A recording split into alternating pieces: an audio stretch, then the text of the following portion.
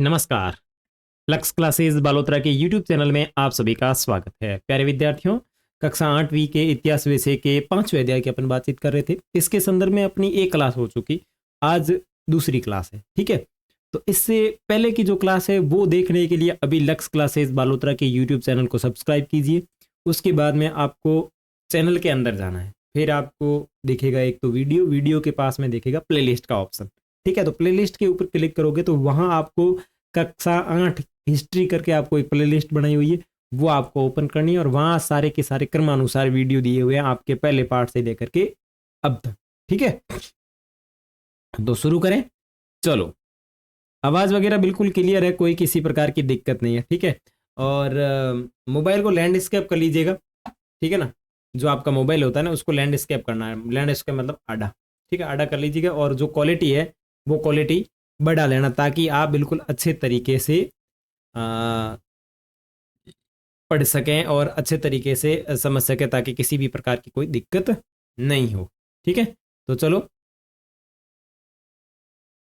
Okay. अपन ने देखा था भाई, नीतियां और लोग प्रभावित हो रहे थे, नवाबों की सत्ता चली गई थी, और उसके बाद में अपन ने ये जानकारी देखी थी कि भाई बाजवा पेशवा बाजीराव और जो झांसी की रानी थी वो अंग्रेज़ों से कहती है कि हमारे को जो हमारे जो पुत्र है उनको मान लिया जाए, जो दत्तक पुत्र या गोद के पुत्र उनको मान लिया जाए, लेकिन अंग्रेज़ों ने मना कर दिया था। उसके बाद में अवध जो अंतिम रियासत थी उनके कब्जे में जाने वाली, और जो 1856 में उसको अंग्रेज़ों ने कब्जे में ले लिया था, और डलहौजी ने कहा था कि वहाँ शासन व्यवस्था सही नहीं है, इसलिए हमने उसको कब्जे में लिया। उसके बाद में मुगल भी इनसे परेशान थे। आगे अपना जो टॉपिक था वो था सिपाही और किसान। ठीक है, तो कोई दिक्कत की बात नहीं है, फुल स्क्रीन कर लेता हूँ मैं। चलो ठीक है, अब बढ़िया आसानी से आपको ध्यानपूर्वक सुनना है और समझना है। देखो मेरी बात सुनो, इसमें दो तीन चीज़ें ऐसे होंगी, जैसे सिपाही और किसान। उससे पहले मैं आपको बताऊं कि इसकी वीडियो क्वालिटी अगर कम दिख रही है तो आप 320p है, उसकी जगह 720p कर लीजिएगा। ठीक है, ताकि आसानी से समझ में आए। देखो, गांवों में किसान और जमींदार भारी भरकम लगान और कर वसूली के सख्त तौर तरीके से परेशान थे। बहुत सारे लोग महाजनों से लिया गया कर्ज लौटा नहीं पा रहे थे, और इसके कारण उनकी पीढ़ियां पुरानी जमीन हाथों से निकली जा रही थी। उनकी पीढ़ियों में जो पुरानी जमीन थी वो इनके हाथों से निकली जा रही थी। उसके बाद में कंपनी के तहत काम करने वाले भारतीय सिपाहियों के असंतोष की अपनी एक वजह थी। तो भाई पहला कारण तो हो गया कि उनके नीति नियम सही नहीं थे। दूसरा कारण हो गया कि जो मुगल है वो भी उनसे परेशान है। तीसरा कारण किसानों का हो गया, और चौथे कारण की बात करें तो अब जो सेना है वो भी इनसे परेशान है। देखो, भारतीय सिपाही असंतोष की उनकी अपनी एक वजह है, वो अपने वेतन भत्तों और सेवा शर्तों के कारण परेशान थे। वेतन भत्तों और सेवा शर्तों के कारण अंग्रेजों से परेशान थे। कई नए नियम उनकी धार्मिक भावनाओं और आस्थाओं को ठेस पहुंचाते। देखो, धार्मिक भावनाओं को लेकर हम भारतीय बहुत बड़े सजग है, और कुछ भी कहो, लेकिन धर्म के मामले में कुछ भी नहीं होना चाहिए। क्या आप जानते हैं कि उस जमाने में बहुत सारे लोग समुद्र पार नहीं जाना चाहते थे? उन्हें लगता था कि समुद्र पार से उनका धर्म जाति भ्रष्ट हो जाएगा। समुद्र पार का मतलब क्या होता है? समुद्र पार करके दूसरी जगह जाना। जैसे कि ये समुद्र है, इस समुद्र को पार करके आप यहाँ से इस तरफ जाओगे तो आप जो है वो भ्रष्ट माने जाओगे। भ्रष्ट में समझते हो कि आपका धर्म है वो भ्रष्ट हो गया है। ठीक है, तो जब 1824 में सिपाहियों को कंपनी की ओर से लड़ने के लिए समुद्र के रास्ते बर्मा जाने का आदेश मिला, तो उन्होंने इस हुक्म को मानने से इनकार कर दिया। ठीक है, और उन्होंने जमीन के रास्ते से जाने पर कोई एतराज नहीं था। उन्होंने कहा भाई जमीन से रास्ते से चले जाएंगे। सरकार का हुक्म न मानने के कारण उन्हें सख्त सजा दी गई, क्योंकि ये मुद्दा अभी खत्म नहीं हुआ था। इसलिए 1856 में कंपनी को एक नया कानून बनाना पड़ा, और इस कानून में साफ कहा गया था कि अगर कोई व्यक्ति कंपनी की सेना में नौकरी करेगा तो जरूरत पड़ने पर उसे समुद्र के रास्ते से भी जाना पड़ सकता है। तो अपन यहाँ थोड़ा सा एक अलग यूं यूं अलग एक रास्ता अपनाएं। यहाँ पे देखो, ईस्ट इंडिया कंपनी, अब ये जितने भी अपन कारण पढ़ रहे हैं ना, ये कारण पढ़ेंगे 1857 की क्रांति के। यहाँ अभी जो अपन जितने भी कारण देखेंगे ना, ये सारे के सारे जो कारण होंगे वो होंगे 1857 की क्रांति के कारण। ठीक है, अब वहां अपन ने देखा था अवध वाला मामला। ठीक है ना, अवध वाला जो मामला था वो कब का है? वो 1856 का है। ठीक है, अब ये जो नए कानून बन रहे हैं, ठीक है ना, समुद्र पार कानून, समुद्र पार जाने का कानून, ठीक है, ये कानून भी कब का बन रहा है? ये भी जो आपका कानून बन रहा है ये भी बन रहा है 1856 में। तो ये जो डेट है वो कहीं ना कहीं 1857 के आसपास है। इसका मतलब ये होगा कि ये जो 1857 की क्रांति है इसमें ये तत्कालीन कारण बनने वाले हैं। और ये जो समुद्र पार वाली कहानी है, दोबारा सुनो, कि अपने अंग्रेजों ने, भाई जो अंग्रेज थे उसने भारत के ऊपर कब्जा कर रखा था, तो इन लोगों ने अपने यहाँ के सैनिकों को ही सेना में भर्ती किया, क्योंकि इंग्लैंड से लोगों को लाना भर्ती करना थोड़ा खर्चीला हो जाता है। तो ईस्ट इंडिया कंपनी ने कहा कि यहाँ बेरोजगार नल्ले घूमते हो, इससे अच्छा है सेना में भर्ती हो जाओ। सबने सेना को सेना के अंदर भर्ती कर दिया। अब धीरे धीरे उन लोगों को अपने ही लोगों को मारना पड़ता था। और बाद में जब नियम बना कि या फिर ईस्ट इंडिया कंपनी का व्यापार चारों तरफ फैल गया, तो उसको समुद्र पार अन्य देशों में भी व्यापार के लिए जाना पड़ता था, सेना लेके जाना पड़ता था। तो अपने भारतीय जो लोग थे वो समुद्र पार जाना ही नहीं चाहते थे। भाई साहब समुद्र पार किया तो अपने को पाप लगेगा, और थान ठाए पाप लागे जिना अड़ू काम अपने नहीं करना। तो 1824 में ईस्ट इंडिया कंपनी ने अपने यहाँ के सैनिकों को कहा कि अपने को बर्मा देश की तरफ जाना है समुद्र पार करते हुए, और वहाँ पे कोई लड़ाई वगैरह लड़नी है। तो सबने कहा ना, मे को अलोन भाई। कहने का मतलब ये है कि हम नहीं चलेंगे, ठीक है ना, क्योंकि समुद्र पार जाना हमारे धर्म के खिलाफ है, और हम धर्म के खिलाफ नहीं जाते, क्योंकि बाबूसी हमारी ऐसी तैसी कर देते हैं। तो सबने मना कर दिया। तो ईस्ट इंडिया कंपनी ने इनका हुक्म नहीं मानने के कारण, मतलब ईस्ट इंडिया कंपनी ने एक ऐसा कानून पारित किया कि भाई जो अपनी बात नहीं मानेगा उनको दंड दिया जाएगा। और 1856 में कानून बना दिया कि अगर आपको सेना में रहना है तो आपको समुद्र पार जाना पड़ेगा। सिपाही गाँव के हालात से परेशान थे, बहुत सारे सिपाही खुद किसान थे, और गांव छोड़कर लिया जा किसानों का गुस्सा जल्द ही सिपाहियों में फैल गया था। और ये जो गुस्सा है, देखो सिपाही गांव के हालात से परेशान थे और बहुत सारे सिपाही खुद किसान थे, और वे अपने परिवार गाँव में छोड़ आए थे। लिया जा किसानों का गुस्सा जल्द ही जो है वो सिपाहियों में भी फैल गया। अब धीरे धीरे जो किसानों में जो अराजकता है वो यहाँ इन लोगों में भी फैल गई। अब आगे देखो सुधारों पर प्रतिक्रिया। अंग्रेजों को लगता था कि भारतीय समाज को सुधारना जरूरी है। सती प्रथा रोकने और विधवा विवाह को बढ़ावा देने के लिए कानून बनाए गए। अब सती प्रथा और विधवा विवाह क्या है, सबसे पहले तो ये समझो सती प्रथा और विधवा विवाह।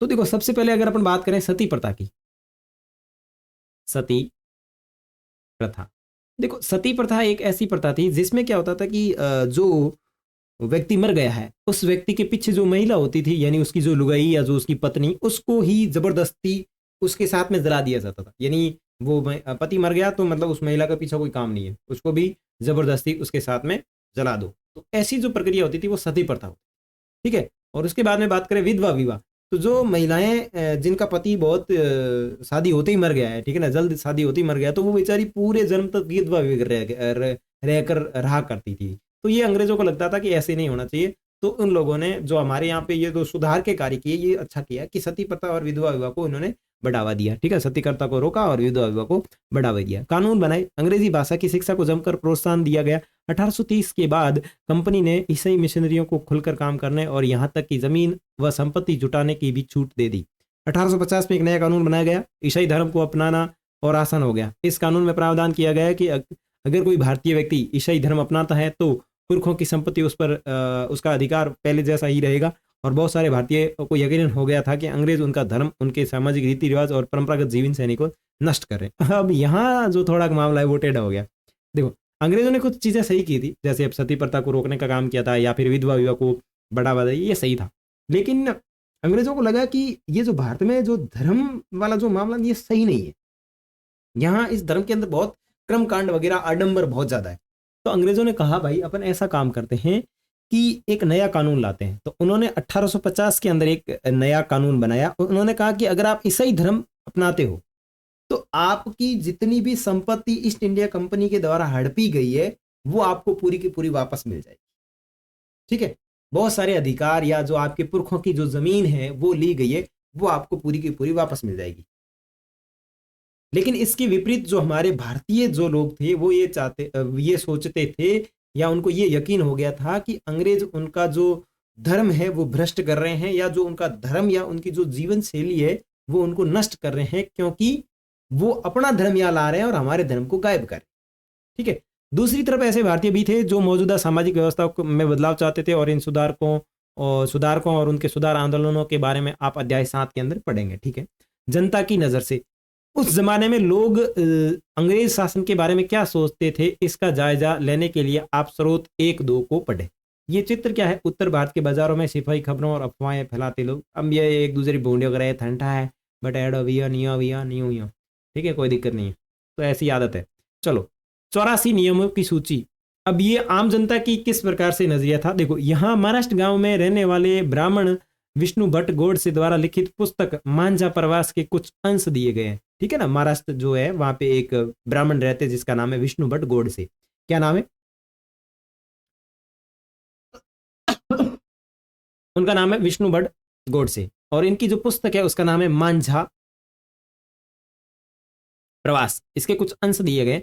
विष्णु भट्ट और उनके चाचा मथुरा में आयोजित किए जा रहे एक यज्ञ में भाग लेने के लिए निकले। विष्णु भट्ट लिखते हैं कि रास्ते में उनकी मुलाकात कुछ सिपाहियों से हुई जिन्होंने उन्हें सलाह दी कि वे वापस लौट जाए क्योंकि 3 दिन के भीतर चारों तरफ कोहरम मच जाएगा। सिपाहियों ने जो कहा वो कुछ इस प्रकार था, मतलब ये ब्राह्मण थे विष्णु भट्ट गोडसे, और ये कहीं मंत्र वंत्र वो क्या बोलते हैं यज्ञ वगैरह करने जा रहे थे।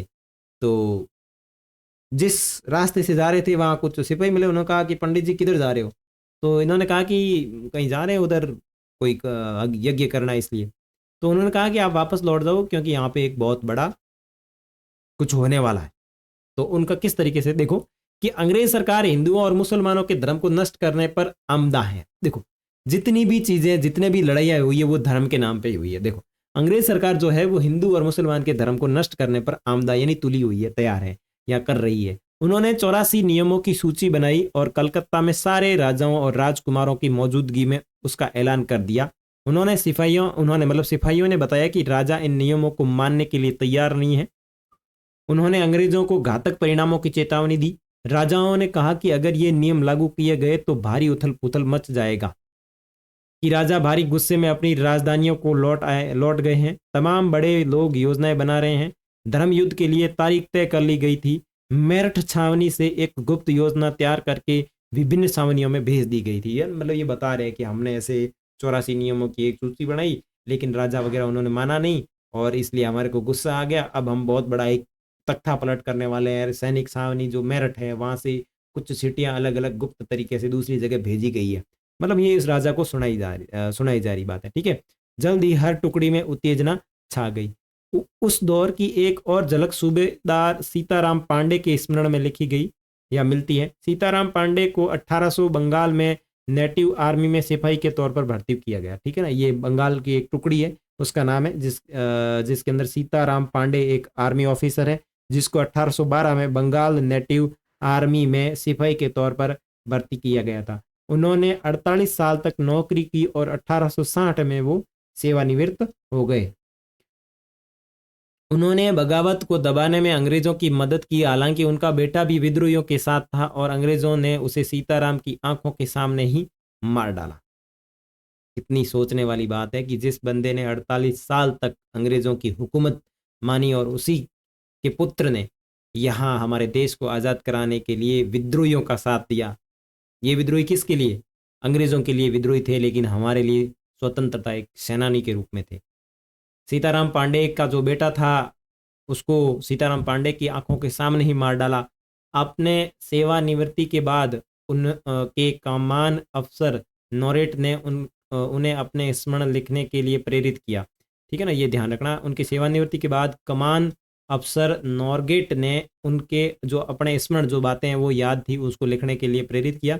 सीताराम ने 1861 में अवधी भाषा में अपने स्मरण लिखे, जिनका नॉरगेट ने हिंदी में अनुवाद किया। फ्रॉम सिपाही टू सूबेदार, सिपाही से सूबेदार तक के नाम से प्रकाशित करवाया। सीताराम पांडे के स्मरणों का अंश कुछ इस प्रकार है।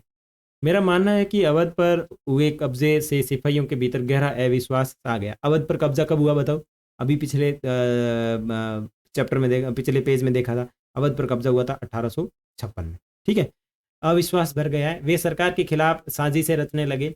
अवध के नवाब और दिल्ली बादशाह के नुमाइंदों को सेना की नब्ज जानने के लिए पूरे भारत में भेज दिया गया। उन्होंने सिपाहियों की भावनाओं को हवा दी। उन्होंने सिपाहियों को बताया कि विदेशियों ने बादशाह के साथ कितना बड़ा धोखा किया है। उन्होंने 1000 झूठ गढ़ डाले और सिपाहियों को अपने मालिकों अंग्रेजों के खिलाफ बगावत करने के लिए उकसाया ताकि बादशाह को दोबारा गद्दी पर बैठाया जा सके। उनकी दलील थी कि अगर सिपाही मिलकर काम करें तो इन सुझावों पर अमल करें तो सेना ऐसा कर सकती है। देखो, किसी भी सेना को उसके जो सामने सेना है उससे लड़ने के लिए उनको प्रेरित करना बहुत ज़रूरी है। और आपको पता है कि दिल्ली के अंदर जो बादशाह है उनकी किस तरह की हालत है, जो कि अपन जफर के बारे में पढ़ चुके ऊपर कि भाई जफर है वो अंतिम बादशाह होगा, और इधर अवध वाले को भी हटा दिया गया। तो अवध वाला और दिल्ली वाला दोनों मिल करके ये काम कर रहे हैं कि भाई साहब एक अच्छा खासा युद्ध लड़ा जाए, अच्छी खासी प्लानिंग की जाए, ताकि इन अंग्रेज़ों के झूठ को पकड़ा जाए, इन अंग्रेज़ों को यहाँ से भगाया जाए और वापस जो है वो अपनी सत्ता स्थापित की जाए। ठीक है, तो इस तरीके से ये इनके नियम मिलते हैं देखने को।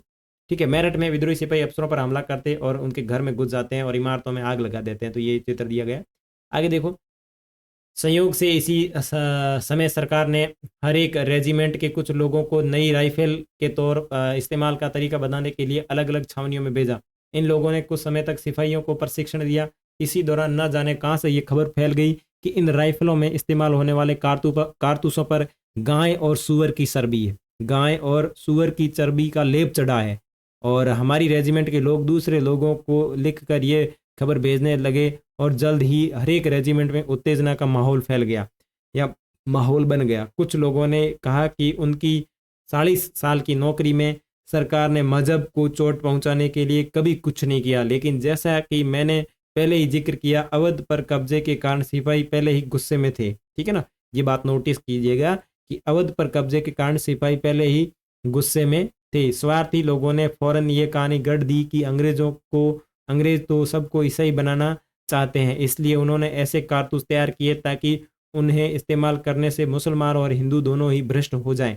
ठीक है, कर्नल साहब का मानना है कि यह बेचैनी जो उन्हें भी साफ दिखाई दे रही है इस बार भी अपने आप खत्म हो जाएगी, और उन्होंने मुझे घर चले जाने की हिदायत दी। ये कौन कह रहा है? ये सूबेदार। कौन सूबेदार? ये सूबेदार। क्या नाम है जिनका? जिनका नाम है सिपाही टू सूबेदार तक जो इनकी बात प्रकाशित हुई, सीताराम पांडे। सीताराम पांडे ने कहा कि ये इस तरीके की भावना 1856 में जो अवध को कब्जे में लिया था ना, उससे फैल चुकी थी। अब ये जो तत्कालीन कारण बनेंगे मैं आपको लिखवाऊंगा, जब अगली क्लास लूंगा तब आपको सारी चीजें लिखवाऊंगा कि इसकी क्रांति के कारण क्या थे। देखो, 1857 की क्रांति में सीताराम पांडे लिखते हैं कि यहाँ पे बहुत सारी घटना हो चुकी थी, लेकिन एक जो मुख्य रूप से कारण था ये वो था कि जो उनको नई नई बंदूकें दी गई या जो कारतूस दिए गए कि उसके ऊपर गाय और सूअर की चर्बी है। गाय जो है वो हिंदू धर्म के लिए प्रतीक मानी जाती है। ठीक है ना। अब इसमें जो सिपाही थे, जो सैनिक थे, वो हिंदू और मुस्लिम दोनों थे।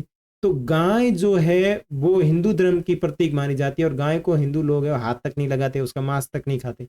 उसके बाद में जो सूअर है वो मुस्लिम धर्म का है,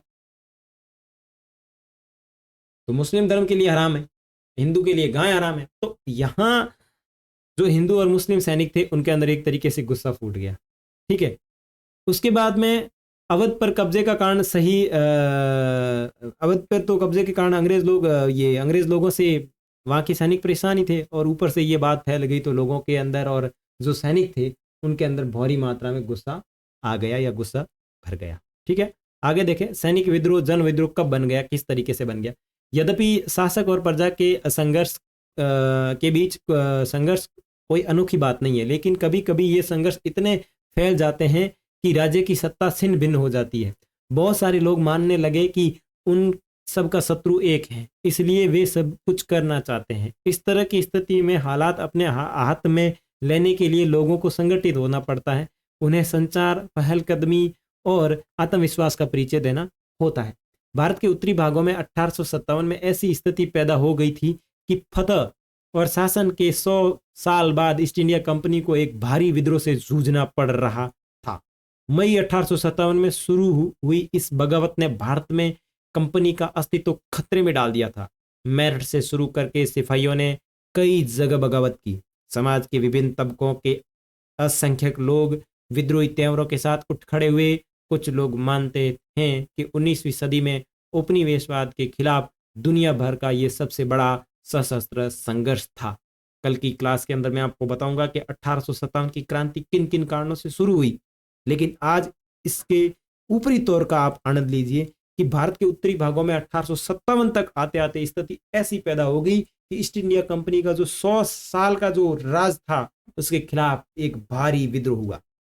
100 साल राज करना एक कोई छोटी मोटी बात नहीं होती। उस छोटी मोटी बात के खिलाफ भारतीय लोगों ने एक बहुत बड़ा विद्रोह किया जिसका नाम था 1857 की क्रांति।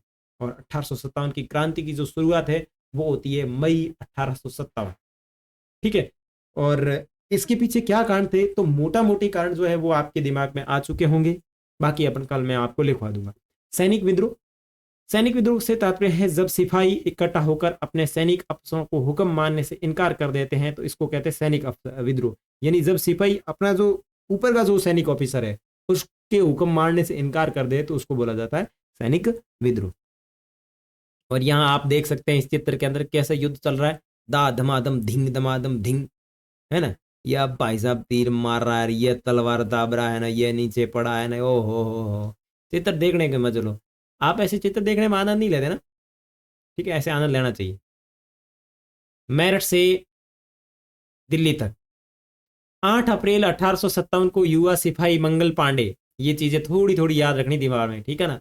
8 अप्रैल 1857 को सिपाही मंगल पांडे को बैरकपुर में अपने अफसरों पर हमला करने के आरोप में फांसी पर लटका दिया गया। कब की रात है, 8 अप्रैल 1857। कौन है, एम पांडे। कौन है भाई, मंगल, किसको लटका दिया गया भाई, एम पांडे को दी गई फांसी। चंद दिन बाद मेरठ में तैनात कुछ सिपाहियों ने नए कारतूस के साथ फौजी अभ्यास करने से इनकार कर दिया। सिपाहियों को लगता था कि उस कारतूस पर गाय और सूअर की चर्बी का लेप चढ़ाया गया है। 85 सिपाहियों को नौकरी से निकाल दिया गया और उन्हें अपने अफसरों का हुक्म न मानने के आरोप में 10-10 साल की सजा दी गई। और ये जो बात है वो है 9 मई 1857। तो 8 अप्रैल, मार्च अप्रैल के बाद में जो महीना आता है वो आता है मई। और यहाँ जो डेट है वो है 9 मई की। 9 मई की डेट क्या है कि भाई साहब 9 मई की जो डेट है, इस 9 मई की डेट के अंदर एक कांड होता है, वो ये होता है कि एक आदमी है जिसका नाम है क्या, मंगल पांडे, जो 8 अप्रैल को फांसी दी गई। उसके बाद में 9 मई को जो यहाँ के सैनिक थे उन्होंने मना कर दिया और यहाँ जो 85 सैनिक है उनको यहाँ से निकाल दिया गया, हुकूमत नहीं मानने के कारण या उनका जो आदेश है वो नहीं मानने के कारण। तो उनको निकालने के बाद उनको कहा गया कि आपको 10 साल की सजा सुनाई जाती है। और ये जो बात है वो 9 मई 1857 की बात है। वापस दोबारा देखो कि भाई 1857 की क्रांति की शुरुआत कैसे होती है, और शुरुआत जो होती है वो होती है मेरठ से। कहाँ से होती है, मेरठ से होती है। और मेरठ में एक सबसे बड़ी घटना याद रखनी है कि 8 अप्रैल 1857 को एक व्यक्ति था जिसका नाम था मंगल पांडे। मंगल पांडे ने बैरकपुर में अपने अफसरों पर हमला कर दिया। मंगल पांडे जिस छावनी में था वो बैरकपुर छावनी थी और वहां पे जो अपने ऊपर के ऑफिसर है उसके ऊपर हमला कर दिया, ठीक है ना। उनके ऊपर हमला कर दिया और हमला करने के बाद उस मंगल पांडे को फांसी के ऊपर लटका दिया। तो उससे क्या हुआ कि जो ऑफिसर है, जो अपने सैनिक है, उनमें थोड़ा एक रोष पैदा हो गया।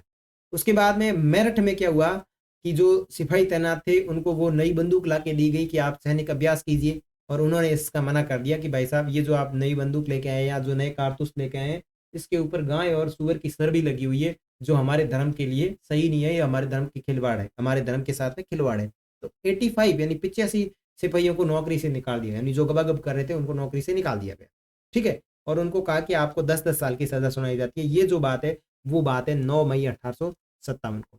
मेरठ में तैनात दूसरे भारतीय सिपाहियों को यह प्रतिक्रिया बहुत जबरदस्त रही और 10 मई को सिपाहियों ने, देखो मेरठ में तैनात दूसरे भारतीय सिपाहियों की प्रतिक्रिया बहुत जबरदस्त रही। 10 मई को सिपाहियों ने मेरठ की जेल पर धावा बोलकर वहां बंद सिपाहियों को आजाद करवा लिया। अब यहां से वो पूरा कांड शुरू होता है। 10 मई को क्या होता है कि मेरठ के अंदर जो अपने सैनिक थे उन सैनिकों ने विद्रोह किया। विद्रोह करके जो जेल थी उस जेल में बंद जो सिपाही थे उनको आजाद करा लिया। उन्होंने अंग्रेज अफसरों पर हमला करके उनको मार गिराया। उन्होंने बंदूक और हथियार जो थे वो सारे के सारे कब्जे में ले लिए। अंग्रेजों की इमारतों व उनकी संपत्तियों को आग लगा दी और उन्होंने फिरंगियों के खिलाफ, फिरंगी का मतलब होता है विदेशी लोग, उन्होंने फिरंगियों के खिलाफ युद्ध का ऐलान कर दिया। सिपाही पूरे देश में अंग्रेजों के शासन को खत्म करने पर आमादा मतलब तुले हुए थे भाई साहब, खात्मा। लेकिन सवाल यह था कि अंग्रेजों के जाने के बाद देश का शासन कौन चलाएगा। सिपाहियों ने इसका भी जवाब ढूंढ लिया। वे मुगल सम्राट बहादुर शाह जफर को देश का शासन सौंपना चाहते थे।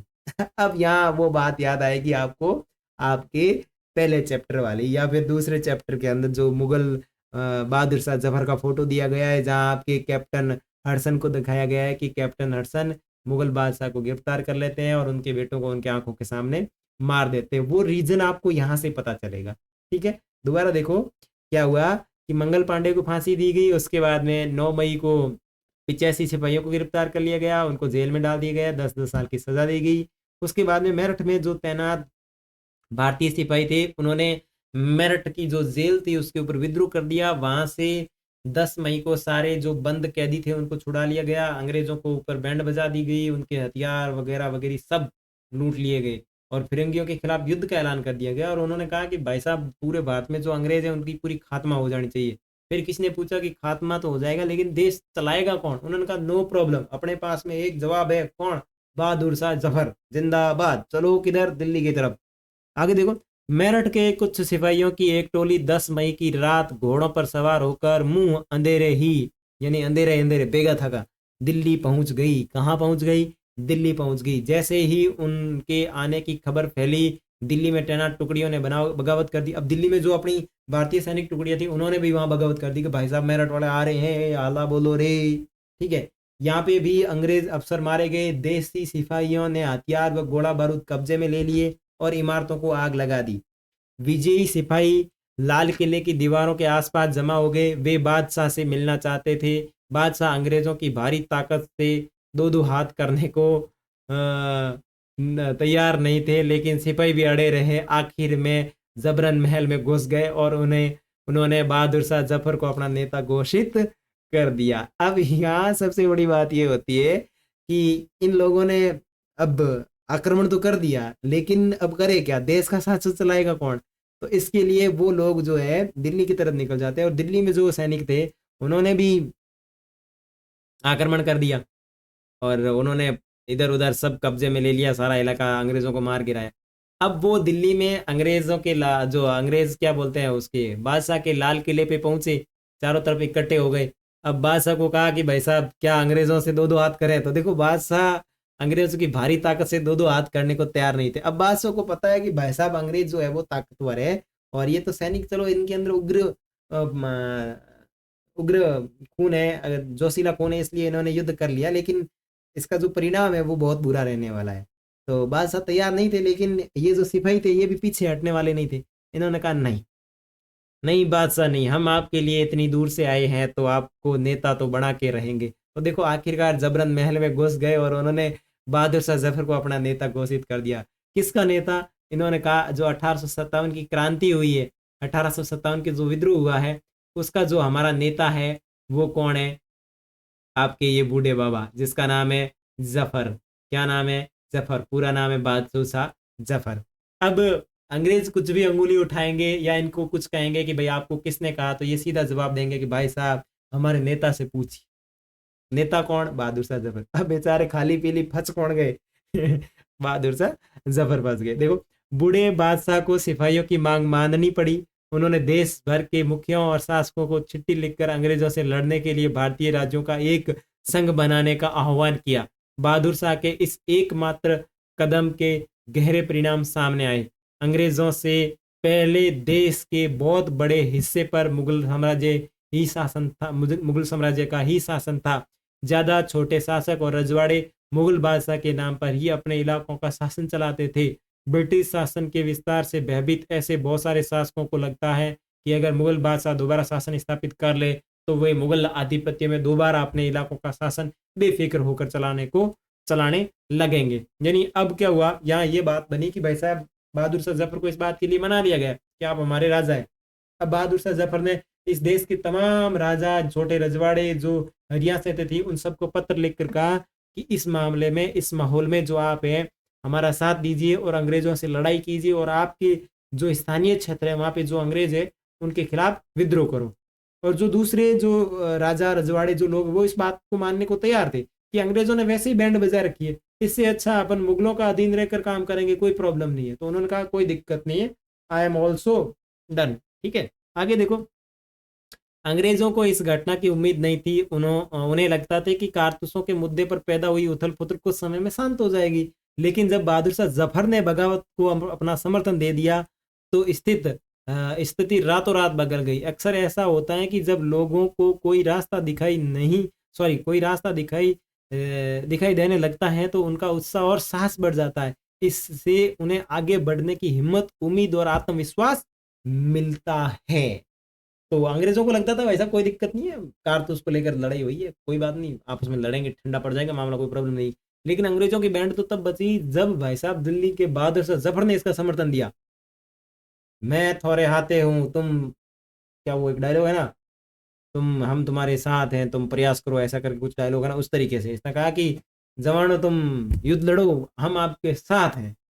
जब ये बात अंग्रेजों को पता चली तो अंग्रेजों का जो है वो भाई साहब दिमाग खराब हो गया और इसने कहा है कि स्थिति रातों रात बदल जाती है। अगर कोई लोगों को रास्ता दिखाई नहीं देता है और उसमें अगर कोई रास्ता दिखा दे तो उनका उत्साह, साहस बढ़ जाता है, उससे आगे बढ़ने की हिम्मत और उम्मीद और आत्मविश्वास बढ़ जाता है। आगे बगावत कैसे फैली अपन पढ़ेंगे नेक्स्ट क्लास के अंदर, ठीक है। और ऊपर क्या चीज़ पेंडिंग रह गई थी वो देख लो। कैवलरी लाइनों में युद्ध। 3 जुलाई 1857 को 3000 से ज़्यादा विद्रोही बरेली से दिल्ली आ पहुंचे और उन्होंने यमुना को पार किया और ब्रिटिश कैवलरी चौकियों पर धावा बोल दिया और ये जो युद्ध है वो पूरी रात चला। तो ध्यान रखना, कैवलरी जो लाइनों में युद्ध था वो 3 जुलाई 1857 को चला था। और ये जो आपका था मंगल पांडे, कौन था? मंगल पांडे, जिनको फांसी दी गई 8 अप्रैल 1857। ठीक है, मंगल पांडे की स्मृति में जारी किया गया भारतीय डाक टिकट। और भिरंगी शब्द का अर्थ होता है विदेशी। इस शब्द में अपमान का भाव छुपा हुआ है। जब अंग्रेजों को ऐसे कहा जाता है फिरंगी तो उनको बड़ी आग लगती थी, बड़ी मिर्ची लगती थी। नेक्स्ट मिलेंगे अगले वीडियो में, तब तक के लिए बाय बाय। चैनल के ऊपर नया है तो इसको सब्सक्राइब कर लीजिए, साथ ही साथ बेल आइकन है उसको प्रेस कर लीजिएगा। वो बेल आइकन प्रेस करोगे ना तब आपको नोटिफिकेशन जितनी भी आती है, कौन सा वीडियो अपलोड हुआ, वो सारी जानकारी मिलती रहेगी। और दूसरी बात, इस चैनल का जो लिंक है वो अपने दोस्तों के साथ शेयर जरूर करें ताकि उन्हें भी पता चले कि हम इतिहास पढ़ रहे हैं।